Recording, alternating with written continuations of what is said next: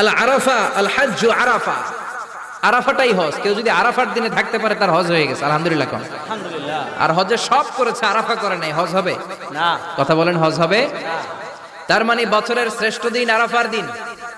এদিন আল্লাহ এত সংখ্যক বান্দাকে একসাথে ক্ষমার ঘোষণা দেন, বছরের কোন দিন এত মানুষকে ক্ষমা করেন না।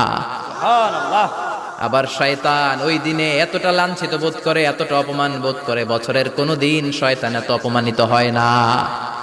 এজন্য বিশ্বনবী বলেছেন খায়রুদ দুআ দুআ ও আরাফা, সব চাইতে শ্রেষ্ঠ দোয়া আরাফার দিনের দোয়া।